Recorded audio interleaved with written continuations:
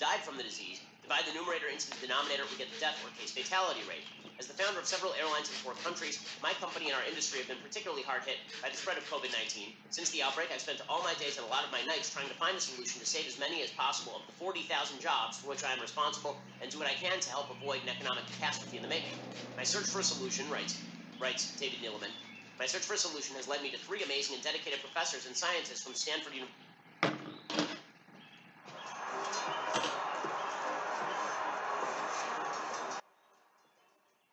What if stories and legends can offer us the key to unraveling the hottest political issues of the day? What would it mean if all the answers to today's burning questions were presented in easy-to-digest narratives and myths?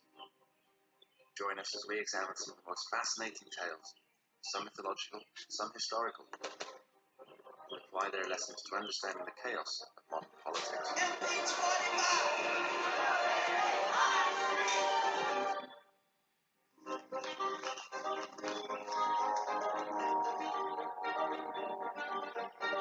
I'm your host, Mark Angelides. Welcome to The Rabbit Hole, Politics and Prose. LibertyNation.com production. Available weekly at Libsyn, Apple iTunes, Stitcher, and other fine podcast providers.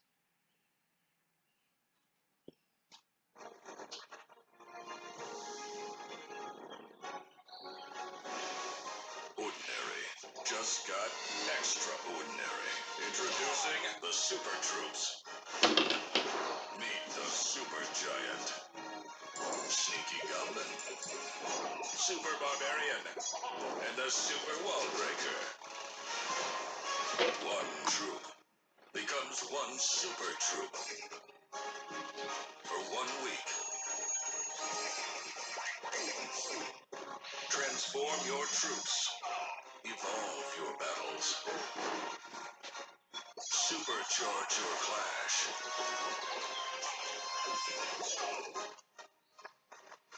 Clash of Clans. Play now.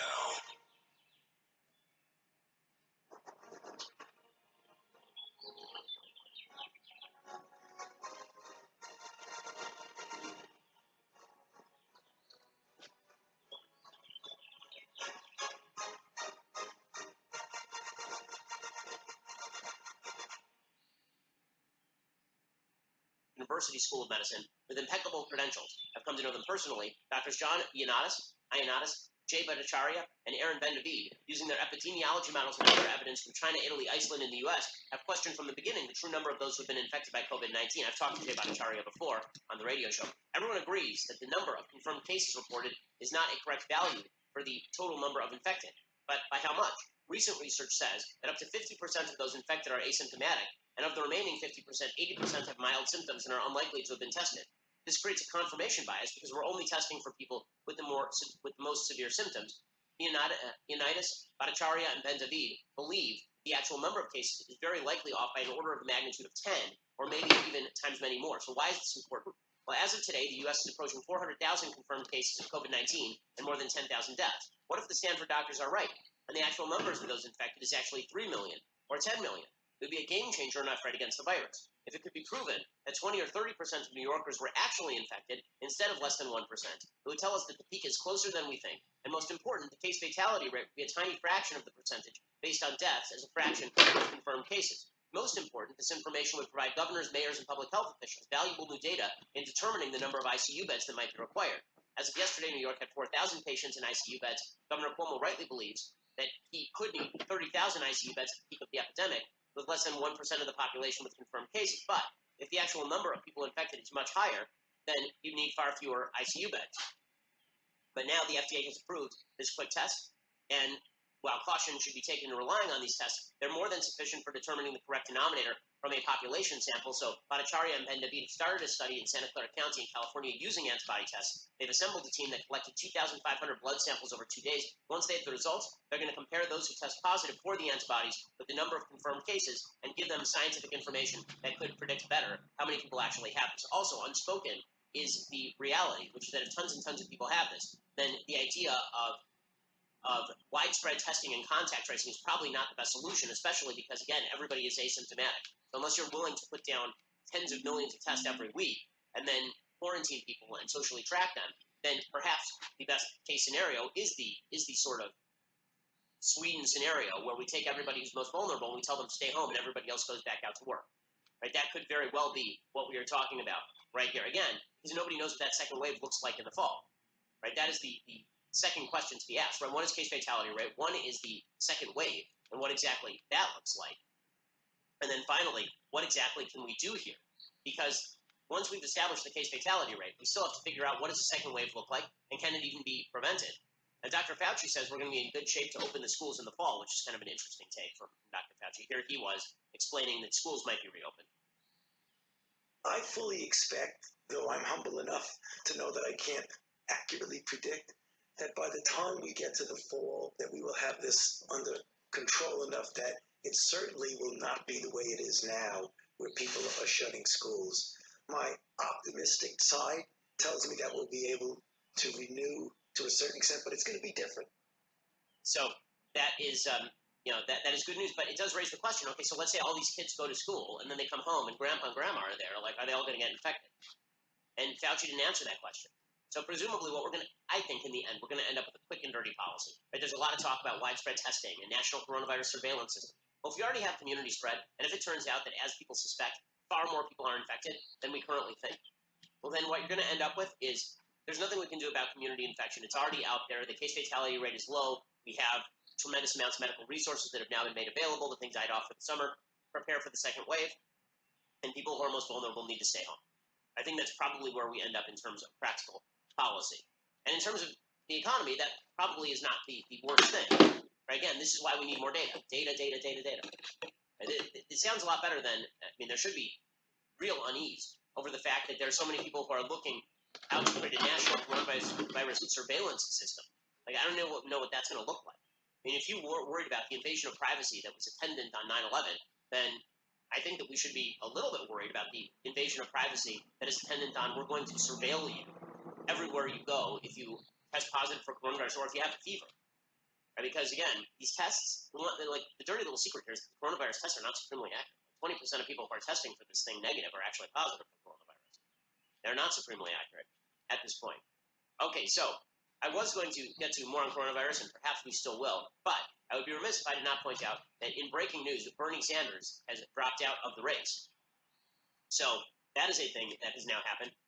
Brilliant that Bernie Sanders waited until after that Wisconsin primary, like the day after the Wisconsin primary, where it was obvious he was going to get shellacked anyway, to drop out. So lots of people waited in line thanks to dramatic confusion over what should be done during a primary, during the COVID-19 era, and then Bernie got out. So just adding insult to injury, he waits until after everybody stands in line to vote for him in Wisconsin, and then he gets out of the race. He's going to give some sort of statement, but putting for everybody, I think, is a short statement. Everybody gets goodbye, bud. See you later. Good. Cuba hardest hit, the Castros hardest hit, Venezuela hardest hit. How terrible that Bernie is out. I really don't have much more than that. Like, it was an obvious thing. Like, the only reason he was staying in, presumably, was to get to 25% of the delegate base, and then he could use that authority to kind of throw his weight around at the convention. He could still try to do that. He could still walk into the convention and say that I'm not going to throw my Bernie Sanders supporters behind you, Joe Biden, unless you do X, Y, and Z. So I don't think that he needed the formal delegate count in order to do that. With that said, he doesn't have a lot of weight now, and Joe Biden would be a fool. Great example of something small I treat myself to that really makes a huge difference. In fact, the Bowl and Branch sheets are so good, I literally cannot sleep on other sheets now. Ruined other sheets because they are so good. In times like these when we're spending a lot of time at home, starting and ending your day on Bowl and Branch sheets and pillows is great that life can still be good, and that it's going to be even better just a few weeks from now. Thanks to being available online, bowlandbranch.com is indeed open for business. They're still shipping their sheets, pillows, and more fast and free anywhere in the United States. If you've never tried their stuff, it's going to blow you away. Like, when I first heard of Bowl and Branch, can a sheet make that big a difference? Yes, it can. It turns out that these things are unbelievably comfortable. A week later, on March 10th, Biden dominated 5 of 16 voted, including Michigan, one of Sanders' biggest 2016 victories, to grow his delegate lead over the Vermont senator, and then he lost brutally in Florida, Illinois, and Arizona on March 17th. A day after the contest, the next voting night's weeks away, Sanders' campaign manager wrote the candidate was going to be having conversations about moving forward. Now he's decided not to move forward. Presumably, he's going to blame the lack of moving forward on COVID. He's going to say, if it weren't for COVID, I would have still been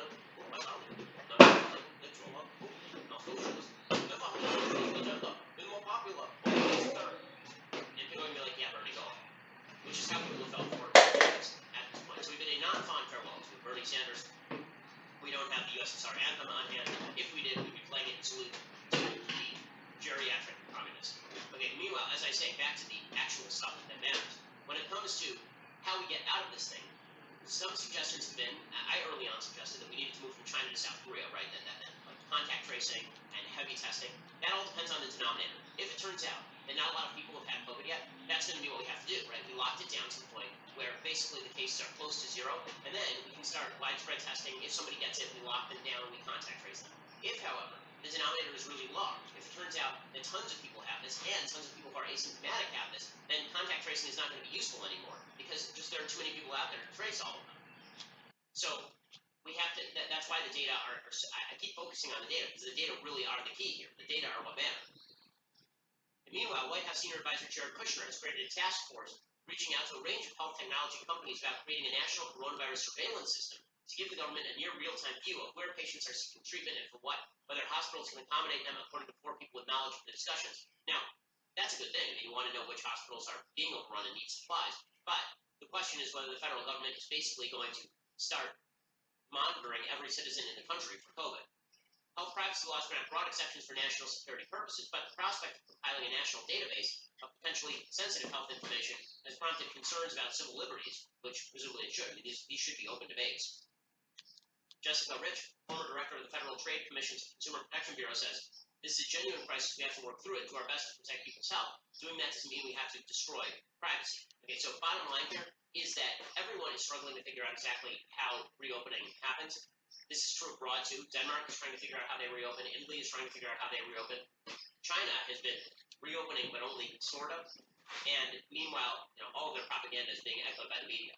There's still presumably death in China from all of this. I will say, points to the troll crew over in China. The People's Republic of China released a video last night about enjoying food in Wuhan. Not kidding you. It's like, well, the balls on those people. I mean, it was like, come enjoy our food in Wuhan. I think it was people enjoying the food in Wuhan a little too much that led to, the worst crisis in the history of humanity in some ways.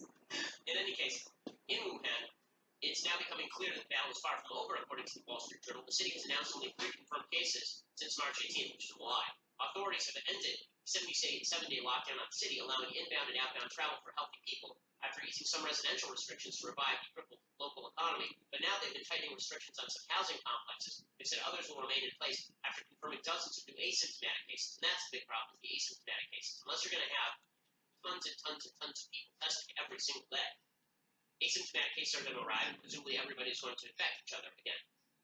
So that is why, once again, apparently the study that's being done, the serology tests that are being done, the antibody tests that are being done by Santa Clara County and all of this, those will be available on Friday. I am fascinated to learn what the actual numbers are in the denominator, because the fact is we cannot continue this way as an economy. We cannot continue this way in terms of lifestyle. The American people are not going to sit home for the next year. It's not going to happen. Now, maybe they go to restaurants and they socially distance. Maybe we don't go to ball games. But if you think that people are going to be locked in their home with their children for a year not going to school, good luck, Charlie. That is not happening. Meanwhile, we are already seeing the small business aid program stretched to its limits because the amount of money that is pouring through the fire hose, the nozzle on the fire hose just is not wide enough, and Congress is weighing adding more than $250 billion more to small business aid to keep those businesses alive. Meanwhile, a third of U.S. apartment renters didn't bother to pay their April rent. There's a patchwork of federal and local laws preventing eviction. Right now, those laws are getting extraordinary in places like California. Almost all California foreclosures and evictions have now been put on hold for the foreseeable future. The state's Judicial Council on Monday issued emergency orders that stop lenders' efforts to foreclose on mortgages and landlords' ability to evict tenants, except in cases where public health or safety are involved. Also, the governor has issued edicts, which include stiff limitations on lender foreclosures and tenant evictions. And now it is putting property owners and banks at financial risk, because not only are they suggesting that they are going to push off the evictions, not only that, they are also suggesting that they're going to allow people not to be evicted for a full 90 days beyond the term of the national emergency. So once the national emergency is over, you still get to live in your home rent-free for 3 months, which is a great way to destroy all development in the state of California and destroy the real estate market in the state of California. Daniel Ugelson is an apartment association's executive director, said many see these eviction moratoriums as carte blanche for not paying rent for any reason. Well, nobody wants to see anyone that is truly impacted by the virus put out in the streets. The entire burden for housing people in our communities cannot merely be forced upon the backs of private citizens, which of course is true, and it's going to lead to presumably some sort of government bailout on that end as well. The council's rules apply for 90 days after the state of emergency is lifted. The new rules mean borrowers and tenants do not have to respond to legal demands for payments during that period, and the right to fight foreclosure and evictions are extended past the council's freeze period, which means it could be 6 months. People could be living in their apartments for 6 months with no rent because of the attempts that are being made by the California government. This thing has to end and has to end forthwith as soon as the data make it possible for us to end it, and we should be looking to how we end this thing in the broadest possible way as soon as the data allow. And I keep saying as soon as the data allow because, again, I'm not somebody saying, well, rush out to the street, go back to work, everybody enjoy your life. That's what the data show right now. But let's see what the data show in terms of what is realistic. Because what I'm hearing from a lot of people doesn't sound very realistic. Hundreds of millions of tests being trotted out, and people taking them voluntarily on a daily basis. You know, you being tested for coronavirus every time you enter a restaurant. What if I decided to go to 2 restaurants in one day? Like, well, what if, as we say, a huge number of Americans have already had this thing, and many are immune? Or what if a huge number of Americans have it and are asymptomatic and are carrying it, and there's no way to test them because they don't even show up on tests because the tests aren't sensitive enough? And the Wall Street Journal is pointing out just how crazy this is. Right? A sharp reduction in new infections is a critical first step, they say, but health experts say other steps will be needed to prevent another devastating outbreak that shuts the economy down all over again. That includes building testing and surveillance systems and a readiness to reintroduce social distancing and other mitigations on a smaller scale if necessary. Give businesses and individuals confidence they can return to work without risking infection. Dr. Fauci says it's not like a light switch on and off. It's a gradual pulling back on certain restrictions to try and get society a bit back to normal. But none of these things are available. Like, are we really going to have these tests ready in September? And he says we're going to be back to school. Again, once kids go back to school, this whole thing is over. These kids are going to infect each other. They're going to be asymptomatic carriers. They're going to go see grandma and grandpa. That's what's going to happen. Yeah, I have kids, 3 of them under the age of 7, 6 and 3, and a newborn. And grandparents are over a lot right now. That's okay. What happens when they go back to school? Hello. And that is a big question. And I've yet to see anybody lay out a plan, and that's why I keep saying data, and then a plan. If No, I got it. We do pass. If we hit these, we do walk. Right? How about that? How about something that, like, I thought this government is supposed to be good at, apparently not. Okay, it's time to get to some things that I like and some things that I hate. So, things that I like and I hate. Let's talk about President Trump here. So, President Trump said some good things yesterday, and he said some bad things yesterday. This is like epic level good Trump bad. And sometimes he says stuff, and you're like, yeah, that's fantastic, good for you. And sometimes he says stuff, and you're like, why are you doing this? Why? Why is it that every other major Western leader has experienced a 15-point boost in the polls? President Trump experienced a 5-point boost in the polls and now it's dissipated. Well, part of that would have to do with the fact that President Trump has an unfortunate tendency to take his foot and shove it all the way down his throat. Sometimes he says things that are wonderful, right? When he objects to nationalization of industry because he has a gut-level love for America and American business. And sometimes he says things that are super dumbassical. And it's very difficult for the American public to feel solid and stable when he does this sort of stuff. It's all fun and games when you're on Twitter, but in the middle of a global pandemic, it seems like I had a theory for years about Trump. Basically, just ignore what he says and follow what he does, and you're a happy camper. And it becomes a lot harder when people are feeling this disquieted, and when national leadership matters. I mean, this is why they got the Queen of England out there speaking for only the 4th time in the last 190 years. So anyway, President Trump said some good stuff yesterday, said some bad stuff yesterday. Good stuff that he said. So first, he said he'd love to reopen the country with a big bang. Now, first of all, I think this is good when he says this kind of stuff. The reason I think it's good is because if we see that politicians actually want to keep things closed and just spend enormous amounts of money, we start to think to ourselves, maybe I shouldn't stay. Maybe this is all a scam. The fact that Trump does not obviously want people locked up is one of the key reasons that people are staying locked up right now. Because people are like, okay, well, at least I know that guy doesn't actually want to chain me in my house and then toss me $1,200 a month. There's President Trump yesterday saying he'd love to reopen the country with a big bang. Well, I'd love to open with a big bang, one beautiful country, and just open. But it's very possible. So we're looking at 2 concepts. We're looking at the concept where you open up sections, and we're also looking at the concept where you open up everything. I think New York is getting ready, if not already, but getting ready to peak. And once it peaks, it'll start coming down, and then it's going to come down fast. So that is, President Trump at his best, I think, providing hope to the American people. And that's a good thing. He always said that he was a cheerleader for the American people, and I think that's true. I think that's good. Other good things that President Trump said yesterday. So he said that he is looking at withholding money to the WHO. Well, Indeed, unless conditions change at the WHO, we should be looking at withholding money. They've become a Chinese cat's paw. World Health Organization, because they really are, they called it wrong. They call it wrong. They missed the call. They could have called it months earlier. They would have known. And they should have known. And they probably did know. So we'll be looking into that very carefully. And we're going to put a hold on money spent to the WHO. We're going to put a very powerful hold on it, and we're going to see. So that is, in fact, I think it's not a bad thing. WHO has been a giant failure. So according to National Review, they have an editorial over there, say that the WHO started off in doing really great things, like eradicating smallpox and moving toward the eradication of leprosy and river blindness, but they've really disgraced themselves. On December 30th, Chinese doctor Lei Wenliang warned colleagues about the outbreak of an illness resembling severe acute respiratory syndrome. Public health officials rely on the acuity of doctors like Li, but Chinese authorities didn't reward him. They summoned him to the Public Security Bureau in Wuhan on accusations he made false statements and disrupting the public order. The CCP, the Chinese Communist Party, followed up with numerous other arrests and publicly warned it would punish anyone spreading rumors on social media. By mid-January, Chinese doctors knew COVID-19 was spreading between humans. On January 14th, the WHO stated that there was no clear evidence of human-to-human transmission of coronavirus. 2 weeks later, the WHO Director General Tedros Adhanom Ghebreyesus, the only non-medical leader, flew to Beijing for a meeting with Xi Jinping. So impressed Tedros, he lauded Chinese authorities for setting a new standard for outbreak control and praised their openness for sharing information. Lee might have disagreed with the sentiment, but it was too late. He'd already died after contracting COVID-19.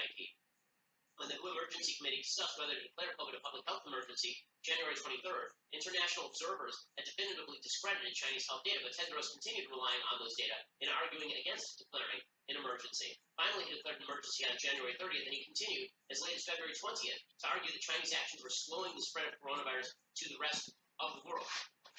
National Review correctly says the WHO has lent its imprimatur to Chinese disinformation, less China's slow response to its domestic outbreak, which likely caused a 20-fold increase in cases, according to a University of Southampton study. So, good for Trump for putting the screws to the WHO. It definitely deserves it. President Trump also was right to point out in his press conference yesterday that Joe Biden has changed his position on the travel ban. The media basically just glossed right over that Joe Biden had completely flipped on the travel ban from China.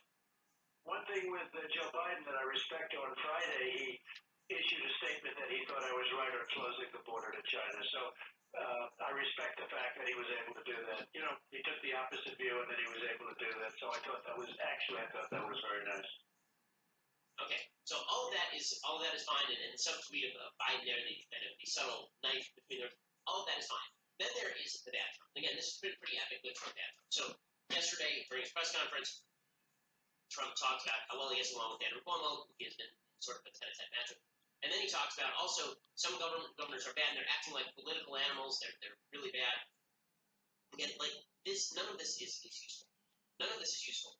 Like steady leadership would be very good at a time like this. And in terms of action, the leadership has been fairly steady. I mean, as steady as it can be in the midst of an unprecedented global pandemic. But when the president says this kind of stuff, it's just not useful. I think we've gotten along very well with Andrew, and most of the governors, I mean, a couple I could tell you wouldn't matter what you did, you could give them 10 times more than they asked. If the newspapers called and wanted a quote, they'd give you a bad quote, because that's the way they are. You know, they're political animals, and it's this is beyond politics, what we've been going through here. Like the constant feeling of war from Trump is actually not useful. Like, he'd have a leg to stand on when he says we need to unite in the face of this, if again you were a more uniting figure. Meanwhile, there's continued chaos inside the administration. The top leader of the Navy had to step down after he went aboard a ship and proceeded to rail against the Navy captain who had been fired for sending out a missive talking about how the aircraft carrier needed basically to be docked. According to Politico, an aircraft carrier sidelined by a coronavirus outbreak, a promising captain fired for requesting help as infection spread among his 5,000 sailors. A service leaders list once more after the acting Navy secretary resigned Tuesday following an uproar over profanity-laced address to the ship's crew. The Navy has weathered its share of crises, and in the past few months it saw the previous Navy secretary forced out over his handling of a war crimes case, and the man selected to be its top admiral instead retired due to an improper professional relationship with a former staffer accused of making unwanted sexual advances to several women. But the resignation of Secretary Thomas Mosley leaves the service lurching in the middle of a pandemic. I mean, it was bad stuff. Basically, there was this guy, Brett Crozier, we talked about this, the captain, who had blasted out an email to Navy personnel who were not in the chain of command asking for aid and suggesting that the carrier needed to be docked. And the head of the Navy then proceeded to visit the ship, and he called Crozier's actions naive and stupid and ripped into the guy over the loudspeakers on the ship. And then he was forced to resign. So, just again, that is not a good look. Also, not a good look. The president has now removed the independent watchdog for coronavirus funds. Now, I am a member of the crowd that believes in the unitary executive branch. I don't believe that there should be quote unquote independent inspectors inside the executive branch. That's what the legislature is for. If the legislature wants to set up its own legislative council to oversee spending, then it can absolutely do that in legislation. It can absolutely haul in the Trump administration with all of their reports and go through it. That's why you have an oversight committee, for example, to oversee things, right? That's what the oversight committee is for. Instead, there are these random sort of inspectors general all over the executive branch, and this creates an unaccountable third or fourth branch of government that is not accountable to the president really, because if he fires them, there's all sorts of hubbub, and also not really accountable to the legislature, because the legislature is not in a position to fire them either. Well, with all of that said, it's not a great look. When President Trump fired Glenn Fine, the acting independent watchdog, he had been charged to lead a group to oversee the implementation of the coronavirus law. On Monday, Trump removed Fine from his post. Instead, he named the EPA Inspector General to serve as the temporary independent watchdog in addition to his other responsibilities. That decision effectively removed Fine from his role overseeing the coronavirus relief effort, since the new law permits only current inspectors general to fill the position. Apparently, Fine will go back to the Senate-confirmed post as Principal Deputy Inspector General of the Pentagon. There have been questions raised by Senator Lamar Alexander, for example, saying, like, I'm not sure why he did this. That's not a great look. Also, this comes directly on the heels of Trump going after an HHS watchdog after they reported on hospital shortages. And President Trump, the other day, like, directly went after this. Executive producer Jeremy, producer Mathis Glover and Robert Sterling, assistant director Pavel Wydowski, technical producer Austin Stevens, playback and media operated by Nick Sheehan, associate producer Katie Swinnerton, edited by Adam Sayevitz. Audio is mixed by Michael Coromina. Hair and makeup is by Nika Geneva. The Ben Shapiro Show is a Daily Wire production. Copyright Daily Wire 2020. Hey everybody, it's Andrew Klavan, host of The Andrew Klavan Show.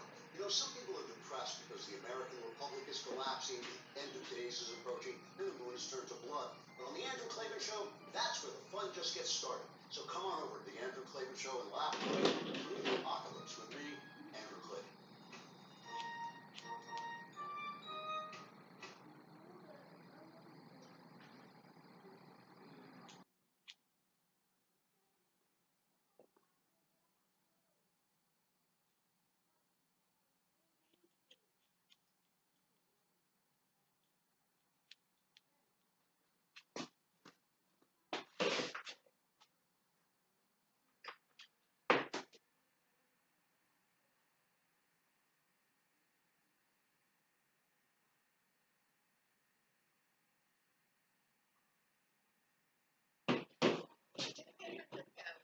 Dear San Francisco. Dear San Francisco. Dear San Francisco. Dear San Francisco. Dear San Francisco. Dear San Francisco. My name's Sabrina. My name is Jennifer. My name is Nikita. My name is Rich Wilkins. My name is Andrew. My name is Jack Callahan. My name is Kristen. I'm a stay-at-home mom. I'm a father of three. I'm a grandma. I'm a woman. I'm a certified fiscal instructor to teach these young men how to be safe. And I am a father of three girls. I'm a patriot. I am a college student. I am studying to be a nurse and one day may save your life. I also work in healthcare, save lives on a regular basis. I'm an Army mom. And a gunsmith.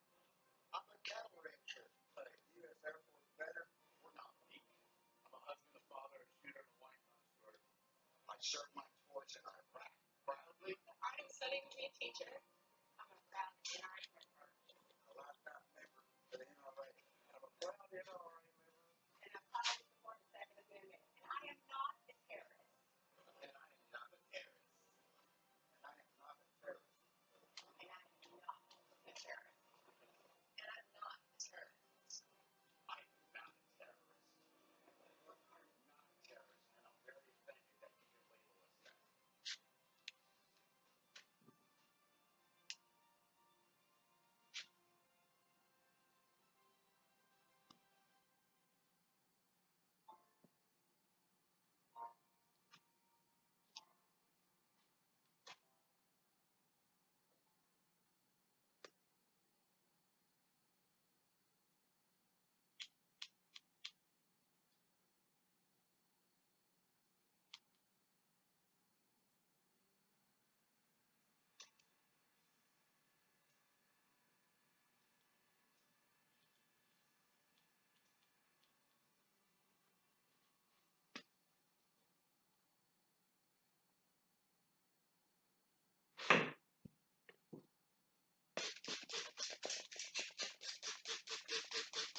everybody. I'm Dennis Prager, and this is my home, and I've been spending a lot of time in my home, I might add. I should have been in Hungary, where I was supposed to give a speech, but of course, very few of us are going anywhere, although I do go into the radio station to do my radio show every day. But here I am at home, and this is my weekly fireside chat. My fire, side of the fire, my doggie, who is, I don't know, for whatever reason, very alive and awake today. I have no idea why.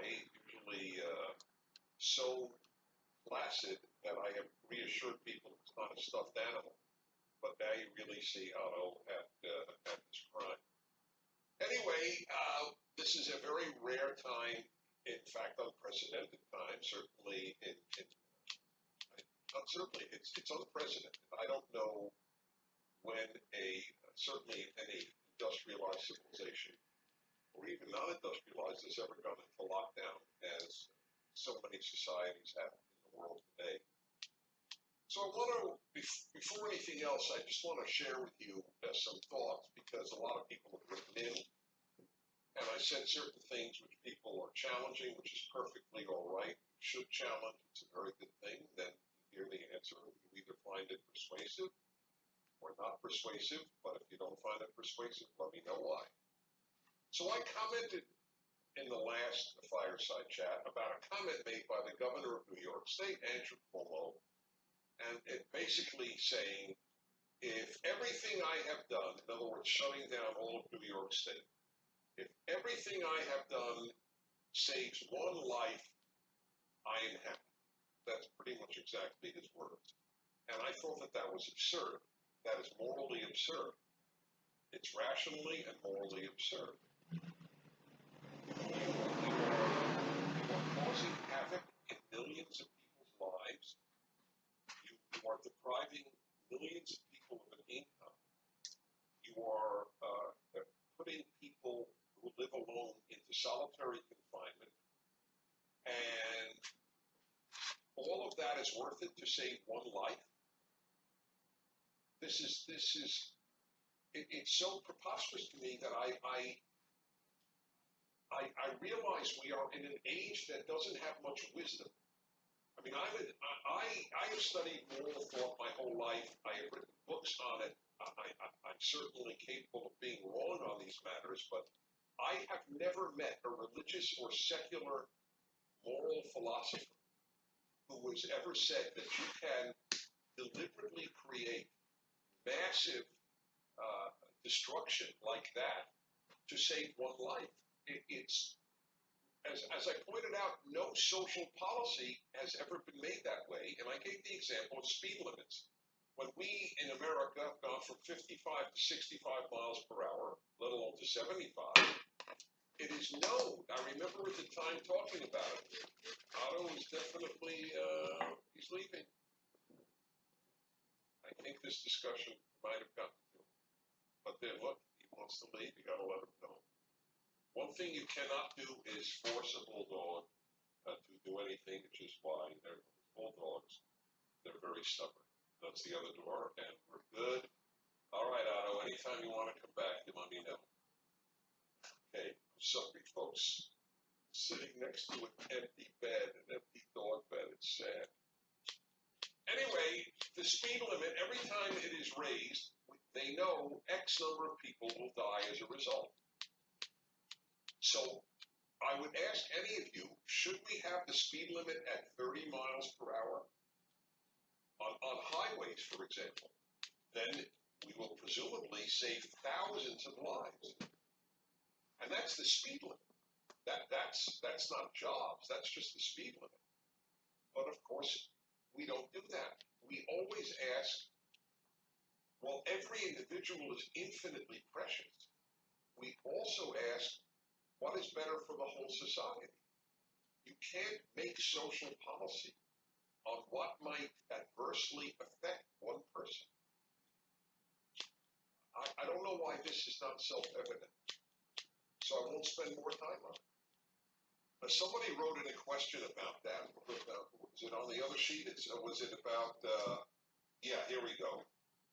Begins with, which is sort of a cutie way of putting this question.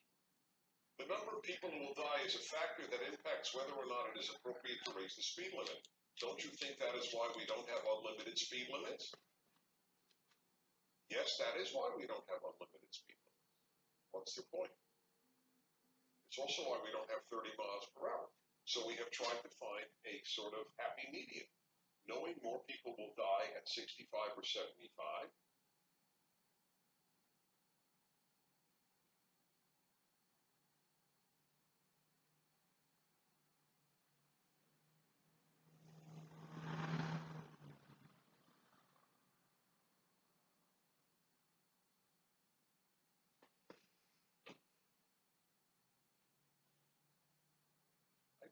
but not allowing unlimited. And by the way, in Germany, on the Autobahn, they do allow unlimited.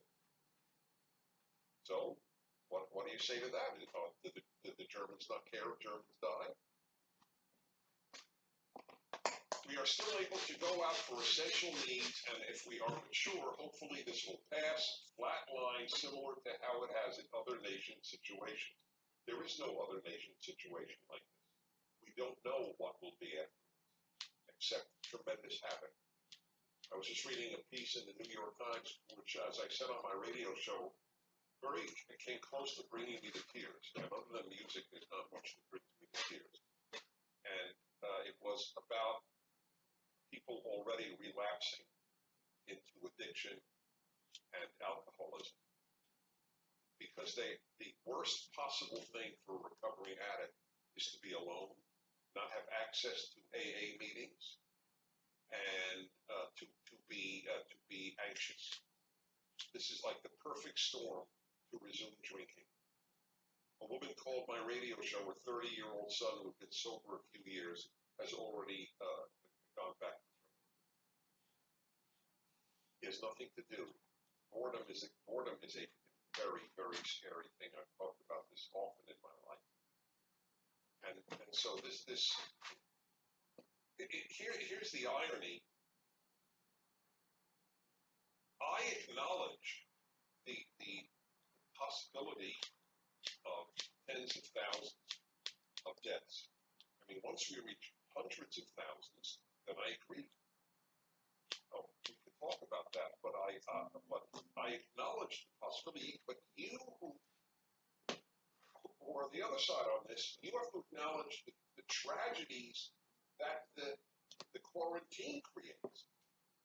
I have a 94-year-old aunt whom I love very much, lives in Florida, and she had a full-time caretaker. The full-time caretaker no longer comes because the full-time caretaker is quarantined with her family. My aunt, my 94-year-old aunt, is mentally perfectly there, but is physically in decline. She's alone. She will have ended up being alone for 2 months. Solitary confinement. I can't stop thinking about my aunt. I call her up, I try to cheer her up and so on, but I'm not there. That's a big deal. You know how many people are in solitary confinement now? You know, and of course the number of people in nursing homes who can't see or anywhere who aren't seeing their children or grandchildren. Please don't act like this. The price being paid for what with the cure is not ferocious. Now, if you believe 2 million people are at stake, then I understand why you would say, look, we're going to hurt a lot of people's lives, but it's worth it because 2 million people would otherwise die. I've never believed that. I don't believe it now. And by the way, let me read to you something. This is from Anthony Fauci, who is the head of the entire issue in the United States of America. March 26, 2020, New England Journal of Medicine, one of the two most prestigious journals of medicine in the United States. If one assumes that the number of asymptomatic or minimally symptomatic cases is several times as high as the number of reported cases, the case fatality rate may be considerably less than 1%. Does that make sense? In other words, what percentage of people who have the virus die? This is Anthony Fauci writing in the New England Journal of Medicine this week. Well, apparently, it's way less than 1% the mortality rate. The head of the World Health Organization said a few weeks ago it was 3.4%. That was hysteria. I said it then. I call it the World Hysteria Organization. This suggests that the overall clinical consequences of COVID-19 may ultimately be more akin to those of a severe seasonal influenza or a pandemic influenza rather than a disease similar to SARS or MERS, which have had case fatality rates of 9 to 10% and 36% respectively. In other words, this is basically a severe flu season. Anthony Fauci, New England Journal of Medicine. Or, needless to say, as they say, look it up. COVID-19 Navigating the Uncharted. It's by Anthony Fauci and other medical doctors. Here's something else for you to consider that I'm sure most of you are not even aware of. There is a major industrialized Western democracy that is not quarantining its people. Sweden. Which I am stunned, by the way. I'm just stunned. I was sure Sweden would go away with every other Western nation in this regard. But they didn't. They feel that people who are vulnerable, the very elderly, or anyone with an underlying condition, will self-quarantine, which would be the wise thing to do for such people. But that otherwise, if you eventually just develop so many people who are immune that the society can function. Because the vast majority of people who get the virus don't even know it. They might think they have a cold or even nothing. So let's watch Sweden. If quarantining is saving millions of lives, as many of you might believe, then Sweden must, obviously proportionally, Sweden has 10 million people. The U.S. has 330 million people, so this is 1/30th or 1/33rd. All right, so what is 1/30th of 2 million? It's still a vast number of people. And let us see what happens in Sweden and compare it to Norway, which has half the number of people, but compare a similar country to Denmark. These people did quarantine. What if it ends up that it's the same as a seasonal flu? And I keep reminding people, why don't the media put up a chart every time they put up a chart with regard to the coronavirus? Why don't they put up a chart with regard to the regular flu? Between 30 and 50,000 Americans have died this season from the regular flu. 80,000 died of the flu last time. If 80,000 died of this, everybody would say, lock down, lock down. Why? Why not lock down for the other flu? So, I wanted to make a lot of these things clear. None of us knows the exact right answer. We're not God. But we do have to think rationally and morally at the same time. And by the way, what if there's another virus in 2 years? Is this now a precedent? This is what we do every time. When the President of the United States, Donald Trump, mentioned that hydroxychloroquine might be a possible cure for many people, he was mocked by the entire American media, virtually the entire American media. Certainly all the left, they mocked him. It turns out now that the FDA has said yes, the Food and Drug Administration, yes, use it. Just 2 weeks after he said that, yes, use it for the coronavirus.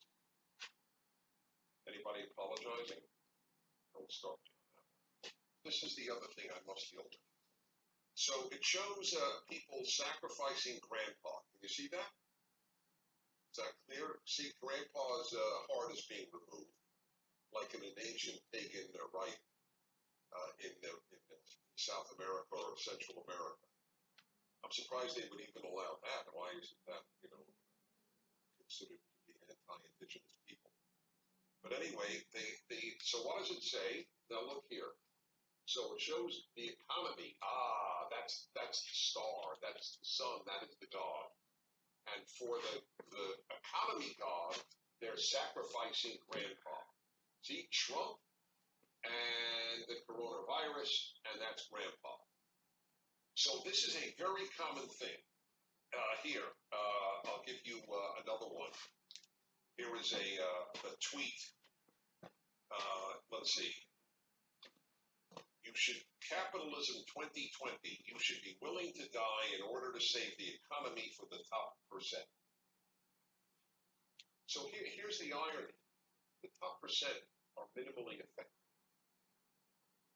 People who have, the top percent, or if we're talking about people with $100 million or $50 million, $1 billion, it doesn't matter. They're not the affected. The affected is the lowest class. You are heartless if you think that the economy issue is an economy issue for the rich. You are foolish and you are heartless. You are mean because you hate Trump. It has made you mean. The people most affected economically are not the rich. The people most affected economically are the poor and the middle class. This is all over the place. The left, look, as opposed to liberals, I think are wrong, but I respect them, but the left is vile. This is a perfect example of how awful these people are. They don't think clearly and they're mean. You not know who is really affected? You think that the people in luxury apartments in New York City are affected? How are they affected? It's the people who are affected. The people are the people who, here like an example of a guy who was telling my wife, he prints advertisements, but no companies are advertising. The man is now out of business. This notion, which a lot of you think, apparently from the email we get, it'll just come back hunky-dory. Really? Why will it come? People who are out of business are out of business. It's not the way things work. I'll have no income for 2 months from the business that I spent 10 years building, and then everything will be fine. It doesn't work that way. It takes a long time for everything to be fine. And by that time, you have not made enough money. You have lost your business, your restaurant, your printing company, or whatever it might be. What are wedding photographers doing right now?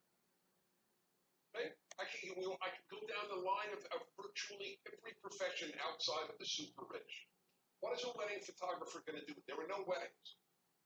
So what is a wedding photographer supposed to do for income? You think they're rich? I know these people. You think wedding photographers are rich? They live from wedding to wedding to make a living, but they love photography and they do that work and they're good at it. Uber drivers. What has happened to their income? That so few people are working. What about all the people who work at the airports? The airports are essentially empty. And you're telling me super rich that those of us who care about the economy care about the wealthy?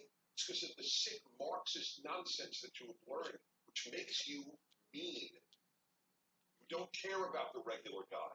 You just so hate the wealthy that you don't care about the regular guy. Or you so hate Trump. Here's another one that was supplied to me from a guy named Actually Malicious. No actual malicious, which is true. He knows no actual malice. Yeah, he knows himself. I have to say that. Conservatives in 2010, OMG, they're going to make death panels and allow old people to die to make the system more efficient. They're going to kill my grandma. Conservatives in 2020, if 8 million people die, that's okay because they're expensive to keep alive and not productive. Like 8 million. It's up to 8 million. While I'm talking to you, what is the number? What was the number of the deaths in America? Almost 3,000. But again, I'll remind you, the flu this season has killed between 30 and 50,000. 2 years ago, 80,000.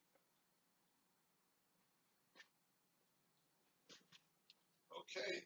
And by the way, for those of you who say, well, it's because of the quarantining, maybe you're right.